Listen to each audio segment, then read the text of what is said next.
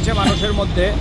সিপিআইএমের 24তম রাজ্য সম্মেলন আগামী 29 থেকে 31 তারিখ আগরতলা শহরে অনুষ্ঠিত হবে।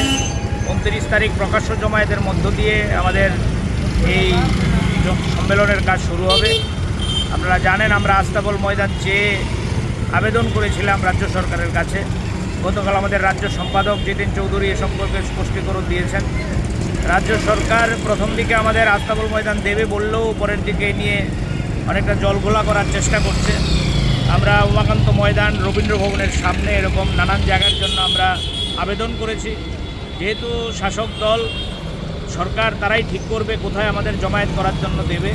আমরা ইতিমধ্যে আওয়াজ তুলেছি আগরতলায় চলুন 29 তারিখ ব্যাপক জনসমাগম হবে আগরতলায়।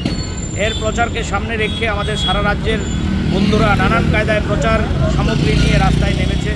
কোথাও দেয়াল লিখন, কোথাও হ্যান্ডবিল বিলি করা, কোথাও পতাকা লাগানো, কোথাও ফ্লেক্স লাগানো। আজকে আমাদের আগরতলা শহরের বন্ধুরা সদর মহকুমা কমিটির আহ্বানে ফ্লেক্স, পোস্টার, ব্যানার নিয়ে রাস্তায় নেমেছে মানুষের দৃষ্টিতে নেওয়ার জন্য। আপনারা জানেন আমাদের সিপিআইএম 2018 সালের পর থেকেই বহু আক্রমণ মোকাবেলা করে মানুষের জন্য লড়াই করছে।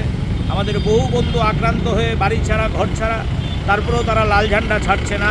এবং এই রাজ্যের মানুষ বিশ্বাস করে লাল ঝান্ডাই এই রাজ্যকে আবার নতুন সকাল দেখাতে পারবে। রাজ্যের মধ্যে একটা অরাজক পরিস্থিতি লক্ষ্য করছেন আপনারা।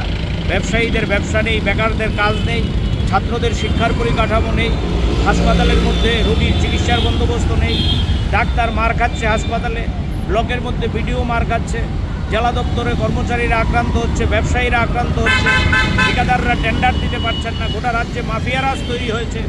এর বিরুদ্ধে আওয়াজ তোলার জন্য গোটা রাজ্যের মানুষ তৈরি হচ্ছে এবং আমরা আত্মবিশ্বাসী এই 29 তারিখের যে প্রকাশ্য জমায়েত, এই জমায়েত ঐতিহাসিক আকার ধারণ করবে এবং সিপিআইএমের যে রাজ্য সম্মেলন, এই রাজ্য সম্মেলন থেকে এই রাজ্যে শাসক গোষ্ঠীর যে অবৈধ আনাগোনা তার বিরুদ্ধে ব্যাপক লড়াইয়ের মঞ্চ সেখানে তৈরি হবে।